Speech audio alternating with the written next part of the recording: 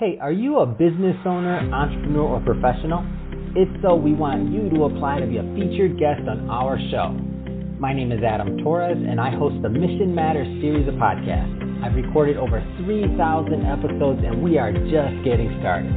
How do you know if you'd be a good guest to be on the show? Well, only one way to find out, and that's to apply, but I'm going to let you in on a little secret.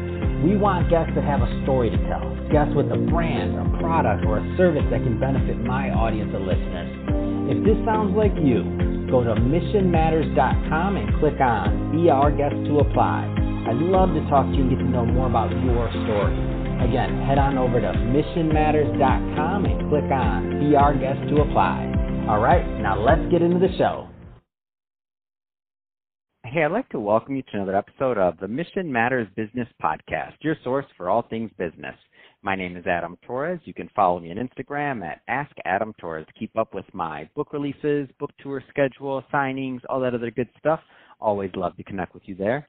And as always, if you'd like to apply to become a co-author of one of my upcoming books, just head on over to the website, missionmatters.com, and click on Become an Author to apply. All right, so today I have Judge Renee Hughes on the line, and she's President and CEO over at Philadelphia OIC. Judge Hughes, welcome to the show. Thank you, Adam. It's a pleasure to talk with you. So I'm excited to talk about today's topic. We will talk about the future of workforce, preparing for jobs after the pandemic. But before we do that, just to give people a little bit more of the background of the work that you're doing over at Philadelphia OIC, tell us a little bit more about the organization, please. Thank you. Philadelphia OIC is an amazing organization. It was founded in 1964, so it's 56 years old, and it's had the same mission, and that is to eradicate poverty through education and employment.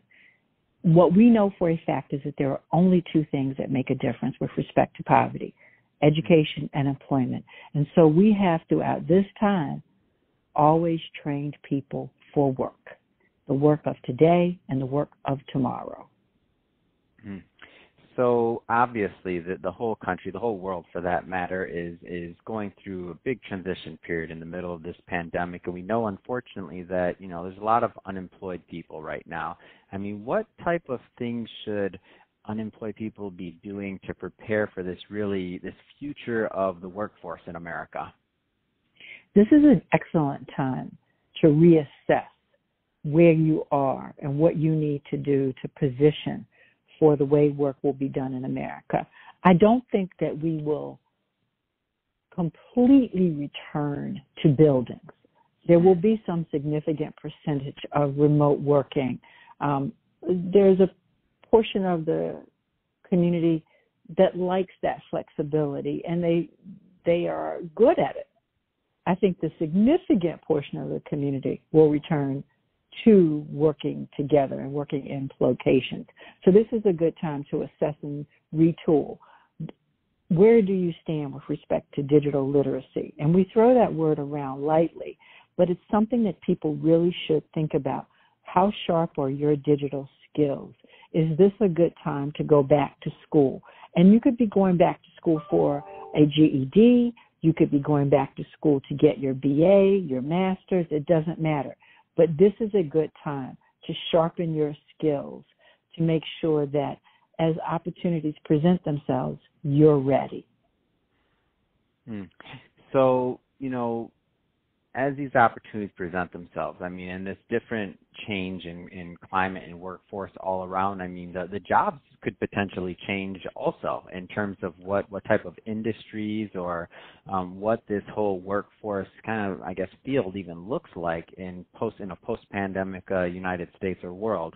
So when you think about things like that, what kind of industries do you see maybe as being on the horizon for job growth overall?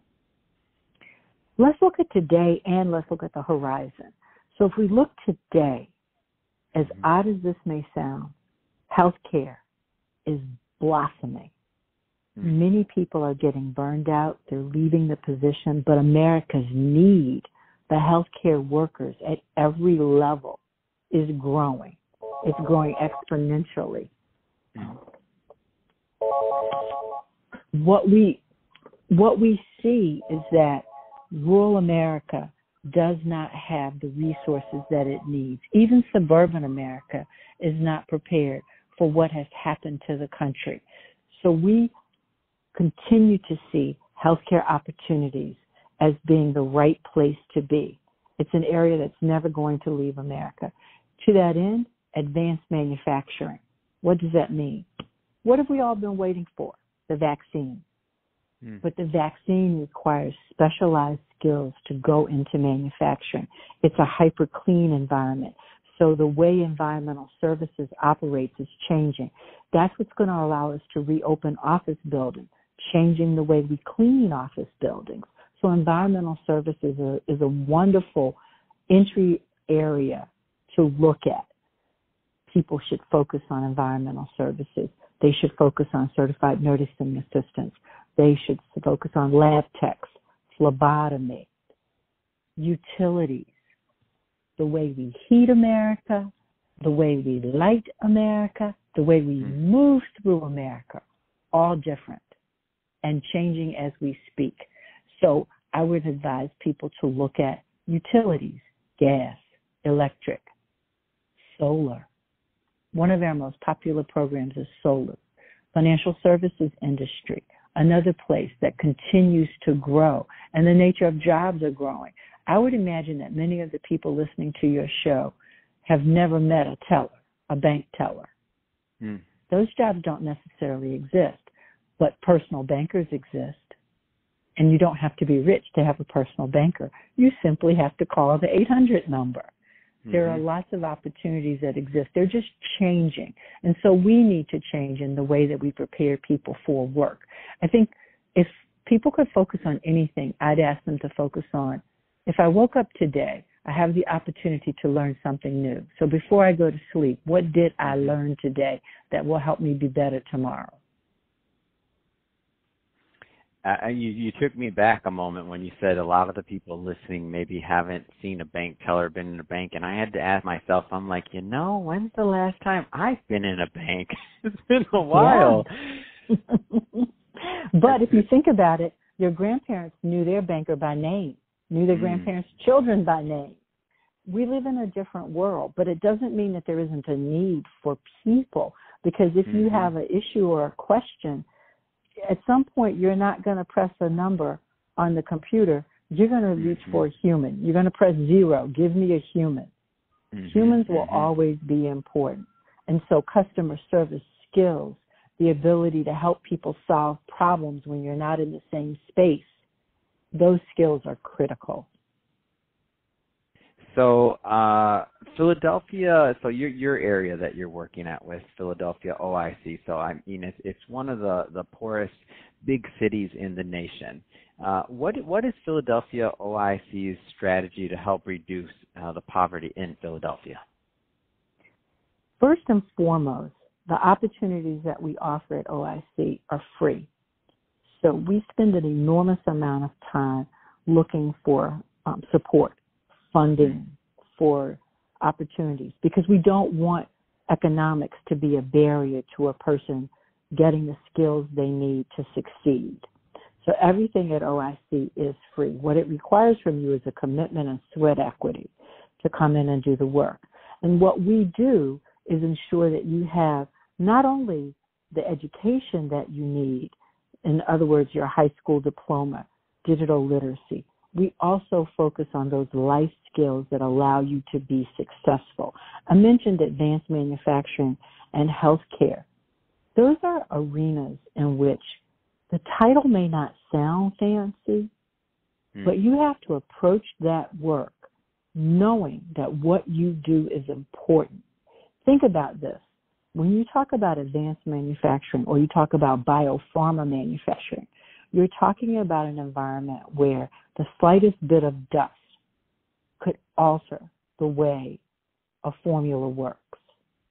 So your job may be to clean equipment, but that's a critical job. It is essential to the success of the company. So the mindset that we create here at OIC is that there is dignity in all work, and all work requires your best. Nothing less is acceptable. But that is also the mindset that will get you promoted. If you really believe that what you do is important and it's vital to the success of the company, then you don't limit yourself. You look at the entire company and say, how can I add value? I'm going to add value today. And when you do that, then you are the person that gets promoted. You are the person that takes on greater responsibility. That keeps you relevant. So, going into 2021, as we're recording this, we're, January 4th as of 2021, just back to the new year, first Monday after.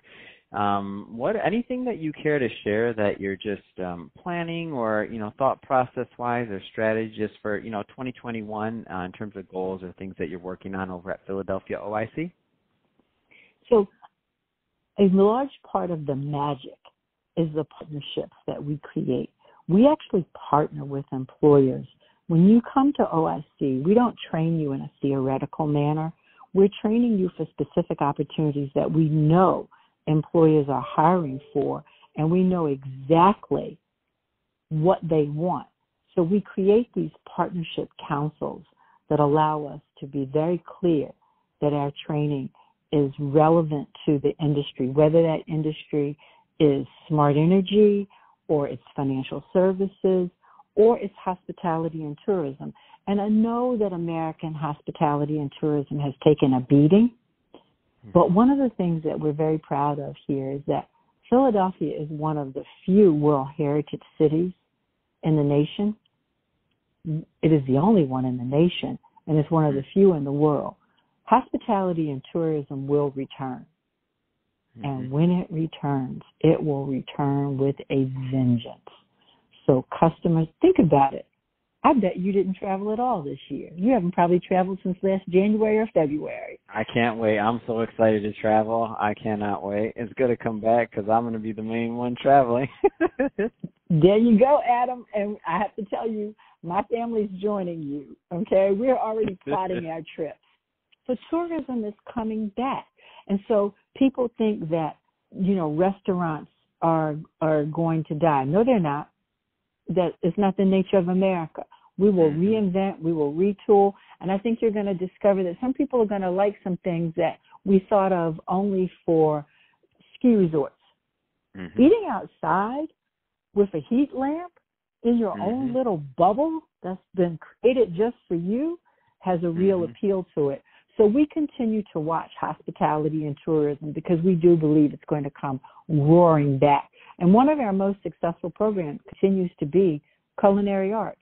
We've trained nationally recognized chefs. We will continue to train nationally recognized chefs who will reshape the way we eat in America.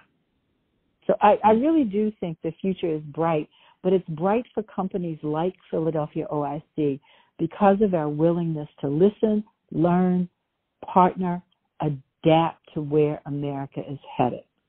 And that's what makes us special. Fantastic. So if somebody is listening to this and they want to learn more about Philadelphia OIC or to get involved, a lot of business owners, entrepreneurs, executives listening, not just in Philadelphia and the United States, but worldwide, how does somebody connect with the organization? The easiest and the best way to contact us is to go to our website, and it's philaoic.org. philaoic.org. That's the easiest way to get us. But you can put that same thing, Philly OIC, and you'll find us on Facebook. We're on YouTube. We're on Instagram. We're easy to find, Philadelphia OIC. And we welcome partners from around the country. Reach out to us. We're happy to share what we know works, and we're also happy to help people. You don't have to live in Philly to come be a part of the Philadelphia OIC success story. Wonderful. Well, Judge Hughes, really appreciate you coming on the show today to share more about all the great work that's going on over at Philadelphia OIC and the really, crucial issues that you're working towards solving and really just being a benefit out there. And I'm happy to bring this story to my audience. And to everyone listening, I hope you got a lot of value out of this, of course. And if you're a first-time listener, don't forget, hit that subscribe button. Like to have you back and be a return listener. And Judge Hughes, thanks again for coming on the show. It's been a pleasure. Thank you, Adam. It was a pleasure to talk with you.